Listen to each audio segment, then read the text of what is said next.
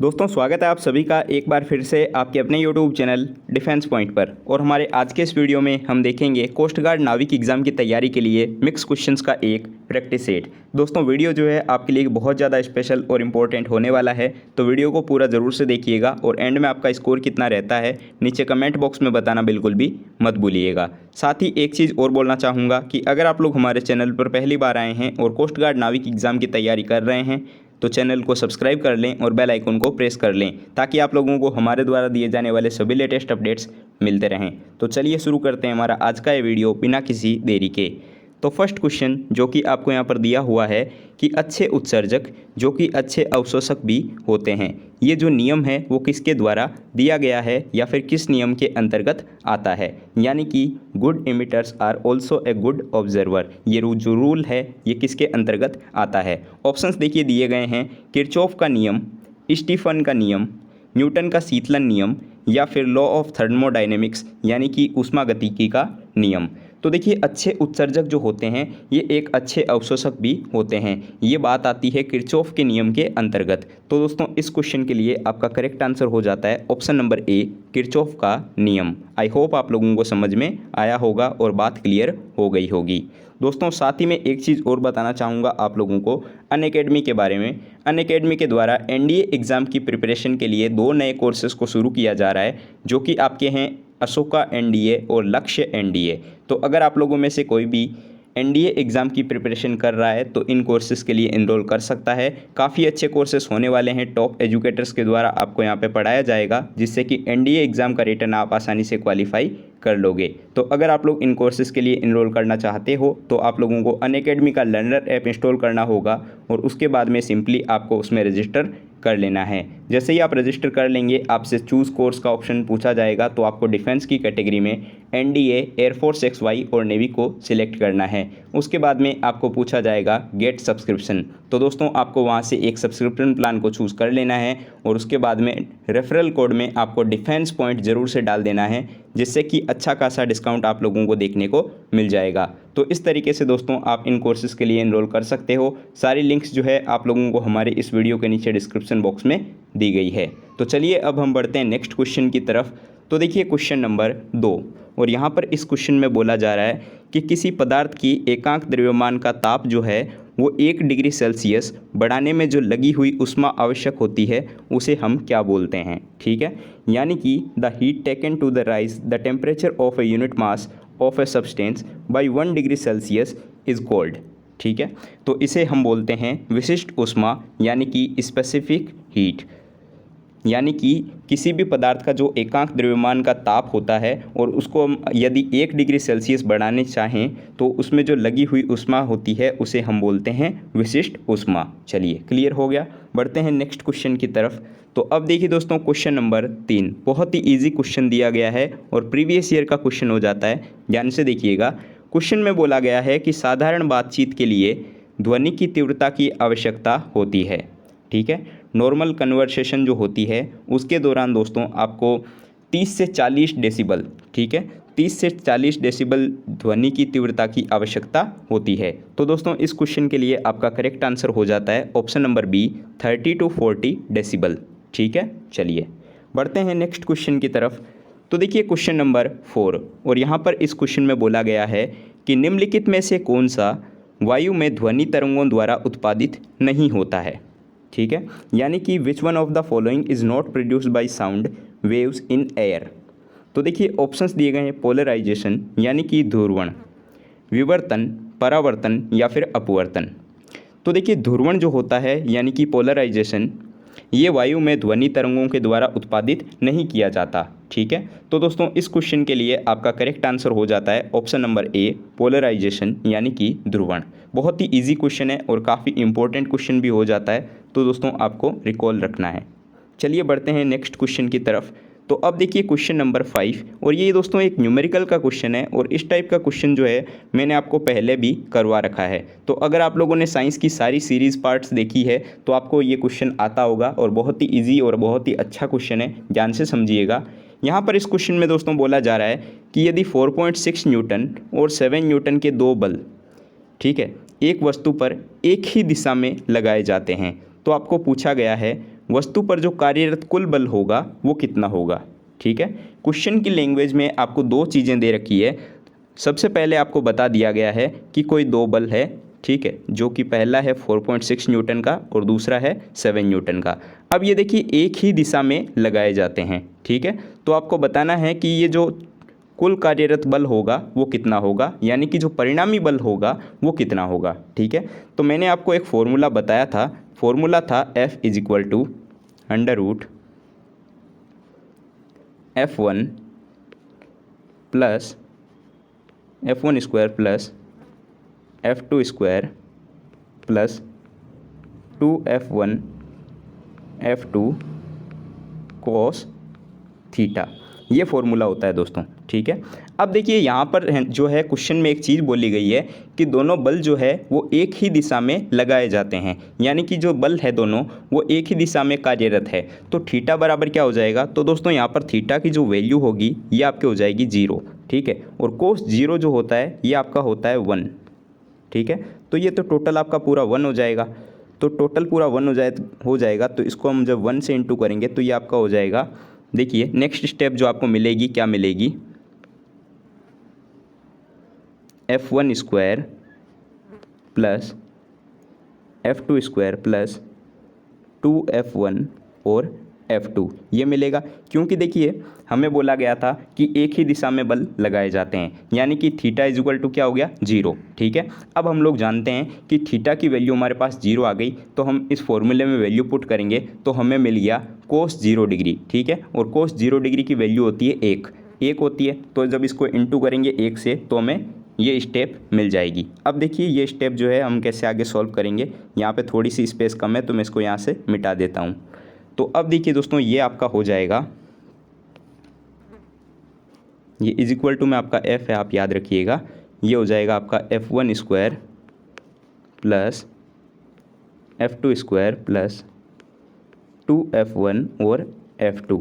ठीक है, अब ये देखिए एक फॉर्मूला है। ठीक है, F1 प्लस F2 का होल स्क्वायर मैं इसको लिख सकता हूँ, बिल्कुल लिख सकता हूँ। देखिए F = ये हो जाएगा आपका F1 प्लस F2 का स्क्वायर। अब देखिए ये स्क्वायर जो है इससे मैं ये रूट को कैंसिल कर सकता हूँ। ठीक है, तो हमें मिलेगा F = F1 प्लस F2, ये मिल गया। तो अब देखिए हमें यहाँ पर जो है F1 की और F2 की वैल्यू पुट कर देनी है क्वेश्चन में से। तो F1 की वैल्यू देखिए आपको दी गई है 4.6। ठीक है, और F2 की वैल्यू जो है आपको दी गई है 7। तो अब देखिए जब इनको हम आपस में ऐड करेंगे तो हमें मिलेगा 11.6, और क्योंकि ये बल पूछा गया है तो ये आपका हो जाएगा न्यूटन, यानी कि 11.6 न्यूटन। तो अब देखिए दोस्तों आपको ऑप्शन नंबर सी में दिया गया है 11.6 न्यूटन। तो दोस्तों इस क्वेश्चन के लिए आपका करेक्ट आंसर हो जाता है ऑप्शन नंबर सी, 11.6 न्यूटन जो है वो टोटल बल होगा। ठीक है, आई होप आप लोगों को समझ में आया होगा। इस टाइप के सारे क्वेश्चन जो है न्यूमेरिकल्स के वो मैंने आपको कवर करवा दिए हैं। तो अगर आप लोगों ने साइंस के पहले के वीडियोस नहीं देखे हैं तो दोस्तों उनको देख लीजिएगा, क्योंकि बहुत कुछ मिस आपका हो जाएगा वरना। तो अब देखिए दोस्तों क्वेश्चन नंबर 6, जो कि फिर से आपको यहाँ पर एक न्यूमेरिकल दिया हुआ है और क्वेश्चन में बोला जा रहा है कि 80 किलोग्राम की वस्तु को 40 मीटर की ऊंचाई तक लगभग 50 सेकंड में ऊपर उठाने हेतु आवश्यक औसत शक्ति, यानी कि जो एवरेज पावर होगी वो कितनी ज़रूरत होगी, और हमें यहाँ पर जी की वैल्यू दे दी गई है 10 मीटर प्रति सेकंड स्क्वायर। तो दोस्तों इस टाइप का क्वेश्चन भी जो है मैंने आपको पहले करवा के रखा है। तो अगर आप लोगों ने साइंस के सारे वीडियोस देखे हैं और समझे हैं तो इस क्वेश्चन को आप लोग आसानी से कर लोगे। ठीक है, देखिए आपके नाविक एग्ज़ाम में जो है अगर 10 मार्क्स की साइंस आती है तो उसमें से आपको 3 से 4 मार्क्स के न्यूमेरिकल देखने को दोस्तों मिलते हैं। तो आप लोग भाई इनको इग्नोर बिल्कुल भी नहीं कर सकते। ठीक है ना, क्योंकि काफ़ी बड़ा रोल आपके एग्ज़ाम में ये प्ले करते हैं। तो देखिए देखते हैं कि इस क्वेश्चन को हम कैसे सॉल्व करेंगे।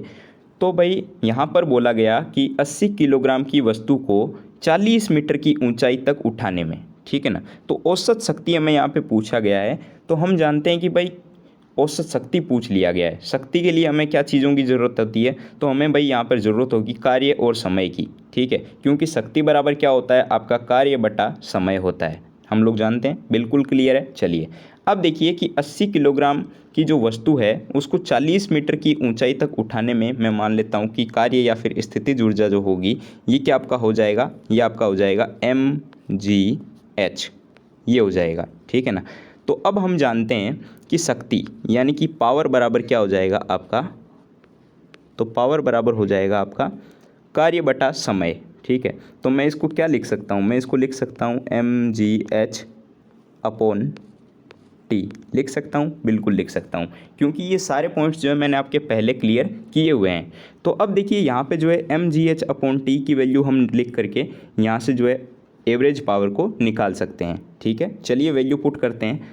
तो अकॉर्डिंग टू फॉर्मूला ये आपका हो जाएगा पावर इज इक्वल टू, देखिए mgh की वैल्यू पुट करेंगे तो फॉर्मूले के अकॉर्डिंग m की वैल्यू हो गई 80 किलोग्राम, g की वैल्यू हमें यहाँ पे क्वेश्चन में दे रखी है 10, और h कितना दिया हुआ है, h हमें दिया हुआ है 40 मीटर, ठीक है। और अब देखिए टाइम, तो टाइम हमें बोला गया है कि 50 सेकंड लगभग, तो ये हो गया। तो अब देखिए दोस्तों ये 0 से 0 आपका कैंसिल हो जाएगा, ये 5 से 2 बार में ये कैंसिल हो जाएगा, ठीक है। वैल्यू क्या आएगी यहाँ पे, तो ये आपको मिल जाएगा 640 जूल प्रति सेकंड, ठीक है। तो 640 जूल प्रति सेकंड, औसत शक्ति कितनी लगेगी, 640 जूल प्रति सेकंड। तो करेक्ट आंसर जो है इस क्वेश्चन के लिए हो जाता है आपका ऑप्शन नंबर सी, ठीक है। बहुत ही इजी क्वेश्चन था, सिर्फ एक फॉर्मूले के बेस्ड ऊपर आपका क्वेश्चन ये था। आई होप आप लोगों को समझ में आया होगा। तो चलिए दोस्तों अब हम बढ़ते हैं नेक्स्ट क्वेश्चन की तरफ। तो अब देखिए दोस्तों क्वेश्चन नंबर 7, और यहाँ पर जो है ये केमिस्ट्री का क्वेश्चन दिया हुआ है, क्योंकि आपको नाविक एग्जाम में 1 से 2 क्वेश्चन जो है वो केमिस्ट्री से भी देखने को मिल जाते हैं, क्योंकि आपके सिलेबस में जो है 1 से 2 टॉपिक जो है वो केमिस्ट्री के दे रखे हैं। तो यहाँ पर क्वेश्चन आपको दिया हुआ है कि 2 या 2 से अधिक शुद्ध पदार्थों की मात्र विचार से एक निश्चित अनुपात में संयोग करने से जो बना हुआ पदार्थ होता है वो क्या कहलाता है। ऑप्शंस दिए गए हैं तत्व यानी कि एलिमेंट, यौगिक यानी कि कंपाउंड, मिश्रण यानी कि मिक्सचर, या फिर ठोस यानी कि सॉलिड। तो देखिए 2 या 2 से अधिक शुद्ध पदार्थों के मात्र विचार से जो है वो निश्चित अनुपात में उनका संयोग करने से जो पदार्थ बनता है उसको हम बोलते हैं कंपाउंड, ठीक है, यानी कि यौगिक जो है उन्हें कहा जाता है। तो दोस्तों इस क्वेश्चन के लिए आपका करेक्ट आंसर हो जाता है ऑप्शन नंबर बी, कंपाउंड यानी कि यौगिक, ठीक है। चलिए बढ़ते हैं नेक्स्ट क्वेश्चन की तरफ। तो अब देखिए क्वेश्चन नंबर 8, और यहाँ पर इस क्वेश्चन में बोला गया है कि रदरफोर्ड के परिकिरणन ने किसकी मौजूदगी को सिद्ध किया था, ठीक है। तो रदरफोर्ड ने जो है जो अपना परिकिरणन प्रयोग किया था उसमें उन्होंने सिद्ध किया था परमाणु के केंद्रक को, ठीक है, परमाणु के केंद्रक को, यानी कि न्यूक्लियस ऑफ द एटम। तो करेक्ट आंसर दोस्तों आपका इस क्वेश्चन के लिए हो जाता है ऑप्शन नंबर डी, ठीक है। चलिए देखते हैं अगला क्वेश्चन। तो क्वेश्चन नंबर 9 में आपको बोला गया है कि बेमेल को अलग कीजिए, ठीक है, यानी कि इनमें से कौन सा मिसमैच है उसको आपको अलग करना है। तो देखिए 5 का संबंध बताया गया है यहाँ पे 24 से, 6 का 35 से, 9 का 80 से, और 10 का 101 से। तो बहुत ही इजी क्वेश्चन हो जाता है। आई होप आप लोगों को देखते ही समझ में आ गया होगा। तो यहाँ पर देखिए हो क्या रहा है, तो दोस्तों 5 का स्क्वायर जो होता है ये आपका होता है 25, ठीक है, इसमें से 1 कम कर लिया गया तो आपको मिला 24। उसी प्रकार 6 का स्क्वायर जो होता है ये आपका होता है 36, इसमें से 1 कम कर लिया गया तो हमें मिला 35, ठीक है। उसी प्रकार 9 का स्क्वायर जो है आपका होता है 81, और उसमें से 1 कम किया गया तो हमें मिला यहाँ पे 80। लेकिन दोस्तों ध्यान से देखिएगा 10 का स्क्वायर जब हम करते हैं तो हमें मिलता है 100, और इसमें से अगर 1 कम करते हैं तब 99 आना चाहिए था यहाँ पे, लेकिन यहाँ पे माइनस नहीं करके यहाँ पे कर दिया गया प्लस, ठीक है, तो 101 मिल गया। तो ये जो ऑप्शन नंबर डी जो दिया गया है 10 का संबंध 101 के साथ में, ये यहाँ पर गलत दिया हुआ है। तो यहाँ पर बेमेल कौन सा हो जाएगा, ऑप्शन नंबर डी वाला। आई होप आप लोगों को क्लियर हो गया होगा। चलिए बढ़ते हैं नेक्स्ट क्वेश्चन की तरफ। तो अब देखिए क्वेश्चन नंबर 10, और यहाँ पर इस क्वेश्चन में बोला गया है कि दी गई श्रेणी में गलत संख्या की पहचान कीजिए, यानी कि identify the wrong number in the given series. यानी कि ये जो सीरीज़ दी गई है आपको, इसमें एक नंबर आपको गलत दिया हुआ है, उसकी पहचान आपको करनी है। तो सबसे पहले हम क्या करेंगे, इस सीरीज़ को नोट डाउन कर लेते हैं।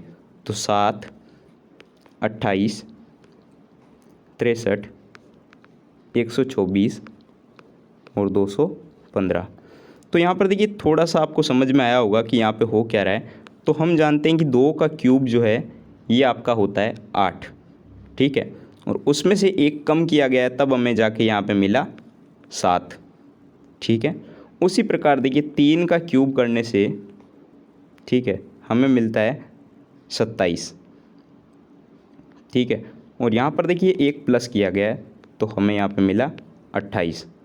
ठीक इसी प्रकार देखिए 4 का क्यूब करने से जो है हमें मिलता है 64, और उसमें से अगर 1 हम कम करते हैं तो हमें मिलता है 63, ठीक है। इतना आपको समझ में आया। तो यहाँ पर देखिए यहाँ पे भी माइनस हो रहा है, यहाँ पे भी माइनस हो रहा है। ठीक इसी प्रकार अगर हम 5 का क्यूब करते हैं तो हमें मिलता है 125, और उसमें से अगर हम 1 कम करते हैं तो हमें मिलता है 124, और ठीक इसी प्रकार अगर हम 6 का क्यूब करते हैं तो हमें मिलता है 216, और 216 में से अगर 1 कम होगा तो हमें मिलेगा 215, जो कि हमें यहाँ पर दिया हुआ है। देखिए बाकी सभी जगहों में यानी कि 7 में, 63 में, 124 में और 215 में यहाँ पर जो है उनके क्यूब में से 1 नंबर को कम किया जा रहा है, लेकिन ये जो 28 आपको यहाँ पर दिया हुआ है, ठीक है, क्योंकि 3 का क्यूब होता है 27 और यहाँ पर जो है इसमें किया गया है +1, तो यहाँ पे ये जो संख्या है 28 ये आपके गलत हो जाती है, यानी कि ऑप्शन नंबर बी जो है यहाँ पे डिफरेंस हो जाएगा। तो करेक्ट आंसर आपका हो जाएगा option number B 28। I hope आप लोगों को क्लियर हो गया होगा। चलिए बढ़ते हैं नेक्स्ट क्वेश्चन की तरफ। तो अब देखिए क्वेश्चन नंबर 11। यहाँ पर आपको बोला गया है कि यदि BVSC का संबंध जो है वो YEHX के साथ में है तो MRCP का संबंध जो है वो किसके साथ में होगा, ये आपको बताना है। चलिए अब हम देखते हैं कि यहाँ पे BVSC का संबंध जो है ये आपके YEH और X के साथ में किस प्रकार है। तो दोस्तों अल्फ़ाबेट में जो है B के ऑपोजिट आता है Y, E के ऑपोजिट आता है V, H के ऑपोजिट आता है S और C के ऑपोजिट आता है X, यानी कि ये जो है सारे एक दूसरे के ऑपोजिट क्रम में लिखे गए हैं। तो ठीक इसी प्रकार जो है हम MRCP के साथ में भी करेंगे। तो मैं सबसे पहले यहाँ पे लिख लेता हूँ MRCP। तो देखिए दोस्तों अल्फ़ाबेट में जो है M के ऑपोजिट आता है N, R के ऑपोजिट आता है I, C के ऑपोजिट आता है X और P के ऑपोजिट आता है K।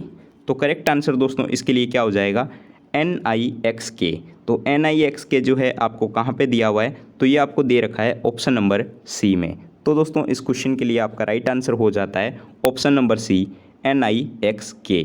आई होप आप लोगों को समझ में आया होगा, क्योंकि इस टाइप के क्वेश्चन मैंने आपको बहुत पहले ही करवा रखे हैं। एक एक चैप्टर जो है हमने रीजनिंग का ऑलमोस्ट कवर कर लिया है, ठीक है। चलिए बढ़ते हैं नेक्स्ट क्वेश्चन की तरफ। तो अब देखिए क्वेश्चन नंबर 12, और यहाँ पर जो है एक कथन और तर्क का क्वेश्चन आपको दिया हुआ है, और इस टाइप का क्वेश्चन भी जो है आपको एग्जाम में देखने को मिलता है, तो काफ़ी इंपॉर्टेंट हो जाता है। ध्यान से समझिएगा यहाँ पे क्या बोला जा रहा है आपको। तो सबसे पहले आपको स्टेटमेंट दिया हुआ है यहाँ पे, यानी कि कथन दिया हुआ है, और इसमें बोला जा रहा है कि क्या भारत में रक्षा बजट पर ज़रूरत से ज़्यादा खर्च किया जाना तार्किक रूप से सही है या नहीं है, ठीक है। तो अब देखिए इसके तर्क क्या हैं, यानी कि इसके आर्ग्यूमेंट्स क्या हैं। तो पहला आपको दिया हुआ है कि हाँ देश की सुरक्षा पहली आवश्यकता होती है, ठीक है, यानी कि yes the security of the country is the first requirement या फिर फर्स्ट प्रायोरिटी, ठीक है। ऑप्शन नंबर बी कि नहीं, शांति के समय में धन खर्च करने की ज़रूरत ही क्या है, ठीक है, यानी कि know what is the need to spend money at the time of peace. तो अब देखिए इसके लिए जो है कौन सा सही होगा। तो हम सभी लोग जानते हैं भाई लोग कि जो देश की सुरक्षा होती है वो हमारी सबसे पहली जिम्मेदारी है, ठीक है। तो रक्षा बजट जो है वो सबसे ज़्यादा ज़रूरी हो जाता है, क्योंकि देश की रक्षा करते कौन है, सैनिक करते हैं। तो सैनिकों के लिए जो है ज़्यादा खर्च किया जाना चाहिए, यानी कि रक्षा बजट पे जो है ज़्यादा खर्च किया जाना चाहिए। तो हाँ भाई देश की सुरक्षा जो है वो पहली आवश्यकता हो जाती है, क्योंकि ऐसा नहीं है कि हम लोग रुके रहें हमेशा, और ऐसा सोचें कि अभी शांति का समय है तो हमें जो है देश के रक्षा बजट में खर्च करने की क्या ज़रूरत है। ऐसा नहीं होना चाहिए।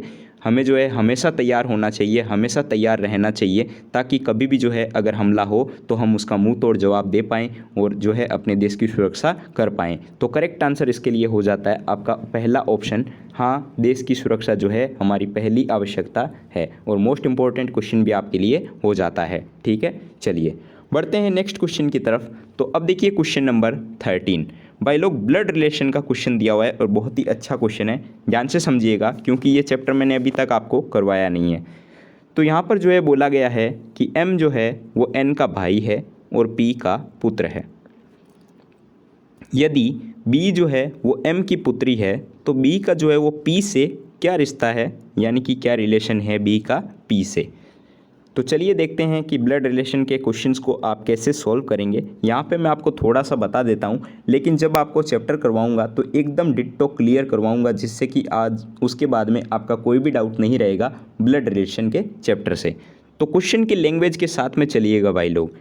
यहाँ पर बोला गया है कि M, ठीक है, भाई है N का। जब भी सेम पीढ़ी की बात आए तो हम लोग एरो जो है वो या तो इधर खींचेंगे या फिर इस साइड खींचेंगे। ठीक है, चलिए तो यहाँ पे बोला गया है कि M जो है वो N का भाई है। ठीक है, चलिए अब बोला गया है कि P का पुत्र भी है, कि M जो है वो N का तो भाई है लेकिन P का पुत्र है। तो जब भी ऊपर की पीढ़ी की बात हो तो हम एरो जो है ऊपर की ओर लेके जाते हैं और बोला गया P का पुत्र है तो ये आपका आ गया P।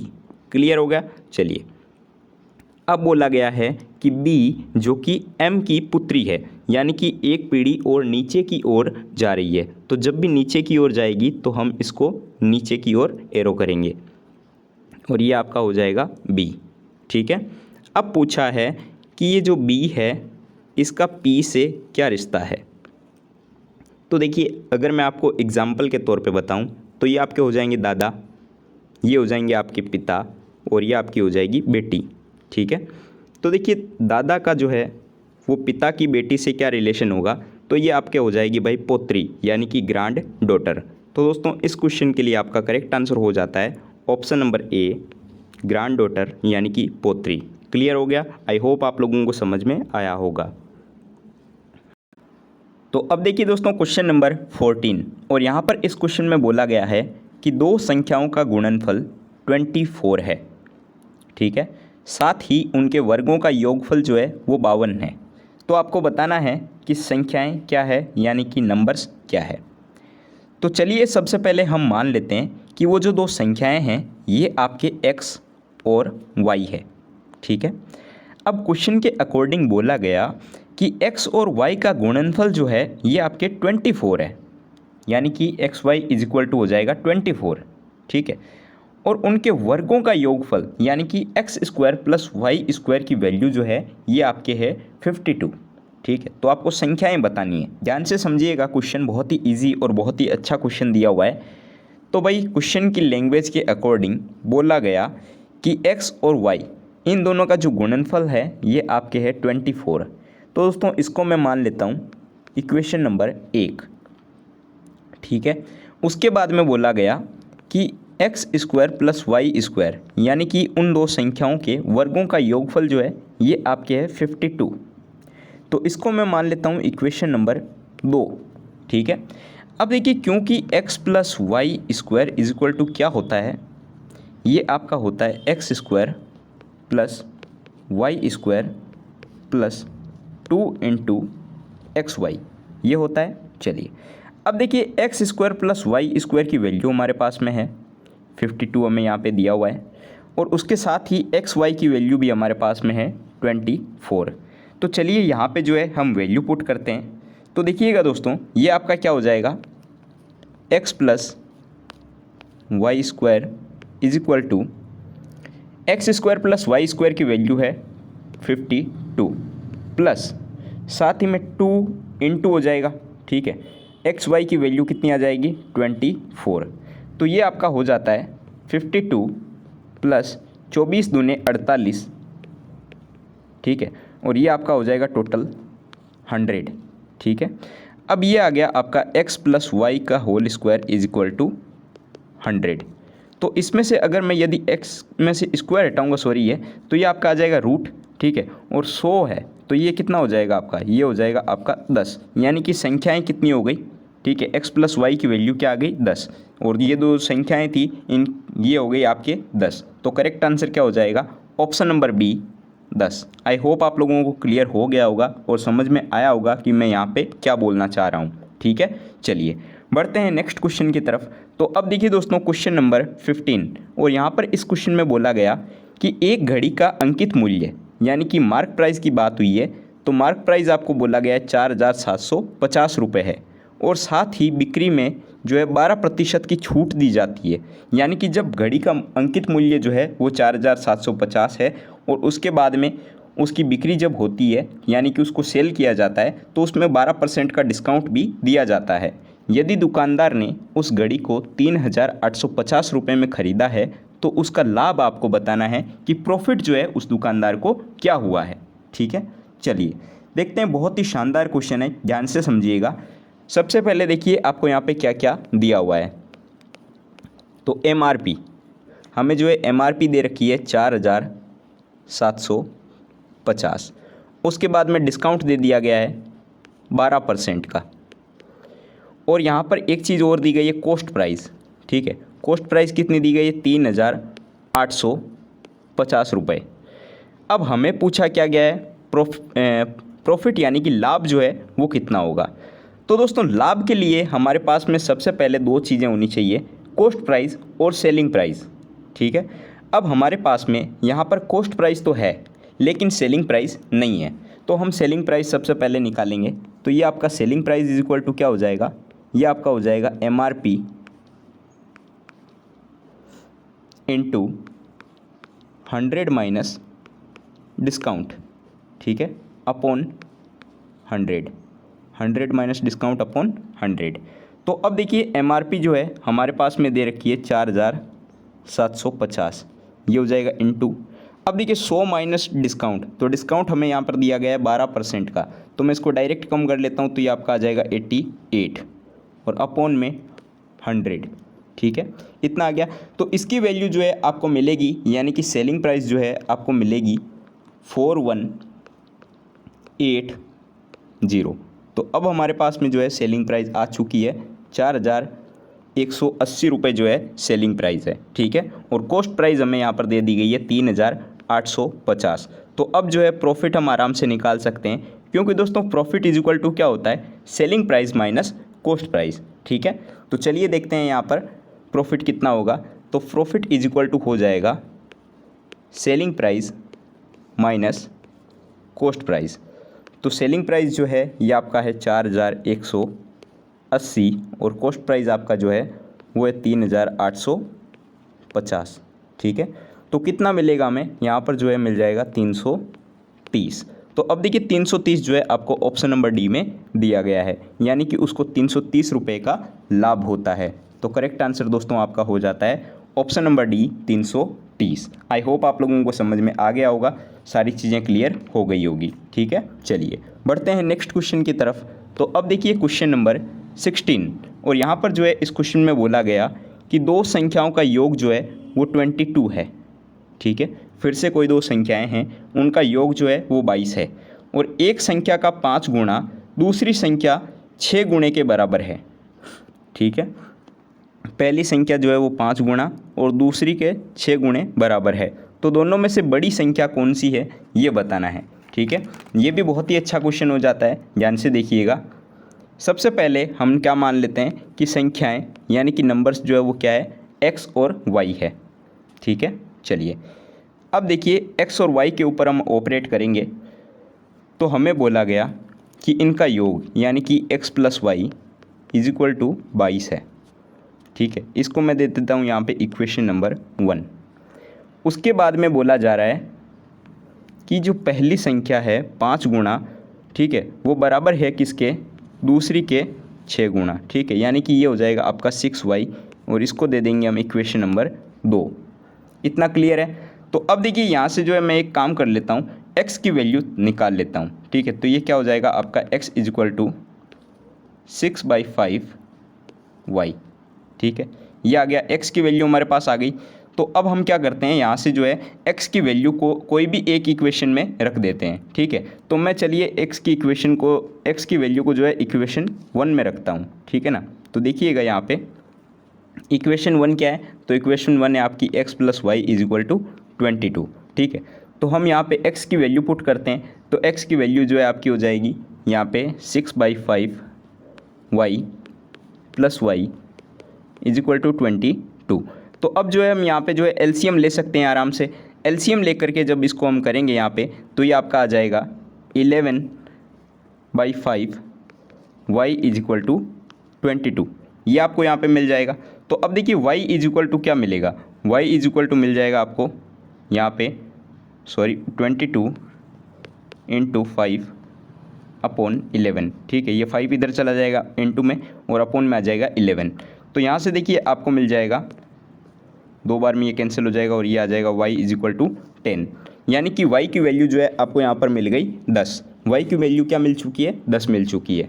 तो अब देखिए x में जो है हम जो x की वैल्यू हमारे पास में थी, यानी कि 6/5 × y, उसमें जो है y की वैल्यू पुट कर देते हैं और देखते हैं कि कौन सी संख्या जो है हमें यहाँ पे बड़ी मिलेगी, ठीक है। देखिए y की वैल्यू हमें क्या मिली, 10 मिल चुकी है, ठीक है ना।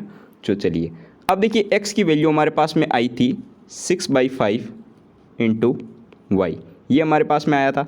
तो अब हम y की वैल्यू यहाँ पे पुट करते हैं, तो 6/5 × ये हो जाएगा आपका 10। तो 5 से 2 बार में 10 कैंसिल हो जाएगा और यह हमें मिलेगा 12, यानी कि y की वैल्यू जो है हमें मिली 10 और x की वैल्यू जो है हमें मिली 12, ठीक है। तो बड़ी संख्या कौन सी हो गई, तो बड़ी संख्या हो गई x की वैल्यू 12। तो करेक्ट आंसर हो जाता है आपका option number A 12। I hope आप लोगों को क्लियर हो गया होगा और सारी चीज़ें समझ में आई होगी। तो अब देखिए दोस्तों क्वेश्चन नंबर 17, और यहाँ पर इस क्वेश्चन में बोला गया है कि भारतीय पुनर्जागरण आंदोलन के पिता कौन थे, ठीक है। ऑप्शंस दिए गए हैं बाल गंगाधर तिलक, दयानंद सरस्वती, राजा राम मोहन राय या फिर श्रद्धानंद, ठीक है। तो भारतीय पुनर्जागरण के आंदोलन के जो पिता है वो जाने जाते हैं राजा राम मोहन राय। तो करेक्ट आंसर इस क्वेश्चन के लिए आपका हो जाता है ऑप्शन नंबर सी। अब इन्हें भारतीय पुनर्जागरण आंदोलन का पिता क्यों कहा जाता है, तो देखिए इन्होंने जो है समाज में जो हमारे कुरीतियाँ फैली हुई थी, ठीक है, उसके लिए आवाज़ उठाई थी इन्होंने। मतलब कि जाति प्रथा, बाल विवाह, सती प्रथा, इनके मतलब विरोध में जो है काफ़ी सारे जो है मूवमेंट वगैरह चलाए थे, काफ़ी प्रयास किए थे इन्होंने, ठीक है। तो इसलिए जो है इन्हें कहा जाता है भारतीय पुनर्जागरण आंदोलन के पिता। साथ ही में एक क्वेश्चन और बन सकता है कि राजा राम मोहन राय ने जो है किसकी स्थापना की थी, यानी कि कौन से समाज की स्थापना की थी। तो इन्होंने जो है ब्रह्म समाज की स्थापना की थी, ये भी आपको यहाँ पे ध्यान रखना है, ठीक है। चलिए बढ़ते हैं दोस्तों नेक्स्ट क्वेश्चन की तरफ। तो अगला क्वेश्चन दिया गया है कि भारतीय शास्त्रीय नृत्य की सबसे प्राचीनतम शैली कौन सी है, यानी कि भारत के जो शास्त्रीय नृत्य हैं उनमें से सबसे प्राचीनतम शैली का नृत्य कौन सा है। ऑप्शंस दिए गए हैं ओडिसी, कुचिपुड़ी, भरतनाट्यम या फिर कथकली। तो दोस्तों करेक्ट आंसर हो जाता है आपका ऑप्शन नंबर सी, भरतनाट्यम, जो कि भारतीय शास्त्रीय नृत्यों की सबसे प्राचीनतम शैली में से है, ठीक है। चलिए देखते हैं अगला क्वेश्चन। तो अब देखिए क्वेश्चन नंबर 19, बहुत ही इंपॉर्टेंट क्वेश्चन और एसएससी रेलवे तक का प्रीवियस ईयर का क्वेश्चन है। देखिएगा कि मुगल सम्राट अकबर किस वाद्य यंत्र को बहुत ही कुशलता से बजाते थे, ठीक है। यानी कि सम्राट अकबर जो है वो इनमें से कौन से वाद्य यंत्र को बहुत ही अच्छी कुशलता से बजाते थे। ऑप्शन दिए गए हैं वीणा, पखावज, सितार या फिर नक्कारा। करेक्ट आंसर हो जाता है आपका ऑप्शन नंबर डी, नक्कारा, ठीक है। मुगल सम्राट अकबर को जो है नक्कारा बजाने में महारत हासिल थी, ठीक है। चलिए देखते हैं नेक्स्ट क्वेश्चन। तो देखिए अगला क्वेश्चन दिया गया है कि अमजद अली खान निम्नलिखित में से किस संगीत वाद्य यंत्र से संबंधित है। ये टॉपिक मैंने आपको कवर करवा दिया है, तो अगर आप लोगों ने अभी तक नहीं देखा है उसका वीडियो तो देख लीजिएगा, आपको प्लेलिस्ट में मिल जाएगा। तो अमजद अली खान, इनको जो है भाई सरोद बजाने में जो है महारत हासिल थी, ये सरोद बजाते थे, ठीक है। तो करेक्ट आंसर आपका हो जाता है ऑप्शन नंबर बी, सरोद। चलिए देखते हैं नेक्स्ट क्वेश्चन। तो अब देखिए क्वेश्चन नंबर 21, और यहाँ पर बोला गया है कि सूर्य से बढ़ती दूरी के अनुसार ग्रहों का निम्न में से कौन सा क्रम सही है, ठीक है। तो सन से बढ़ती हुई दूरी, तो देखिए सबसे पहले आपका कौन सा आता है, तो सबसे पहले आपका आता है बुध, ठीक है, तो आपका हो जाएगा बुध। उसके बाद में आपका होगा शुक्र ग्रह, थर्ड पे आती है अपनी पृथ्वी, ठीक है, और उसके बाद में आपका आता है मंगल। तो देखिए ये क्रम आपका हो जाता है। तो यहाँ पर देखिए ऑप्शन नंबर ए जो है इस क्वेश्चन के लिए करेक्ट आंसर हो जाएगा। बुध, शुक्र, पृथ्वी और मंगल, ये जो है सूर्य से दूरी के अनुसार बढ़ते हुए ग्रहों का क्रम है। तो करेक्ट आंसर जो है आपका हो जाएगा ऑप्शन नंबर ए, ठीक है। चलिए देखते हैं नेक्स्ट क्वेश्चन। तो अगला क्वेश्चन दिया गया है कि वैज्ञानिक जिन्होंने सर्वप्रथम खोज की थी कि पृथ्वी सूर्य के चारों ओर घूमती है, ये किसने बताया था कि पृथ्वी सूर्य के चारों ओर घूमती है, ठीक है, ये बताना है। तो ऑप्शन दिए गए हैं न्यूटन, डाल्टन, कोपरनिकस या फिर आइंस्टीन। तो सबसे पहले जो है कोपरनिकस ने बताया था कि पृथ्वी जो कि सूर्य के चारों ओर घूमती है, यानी कि चक्कर लगाती है, ठीक है।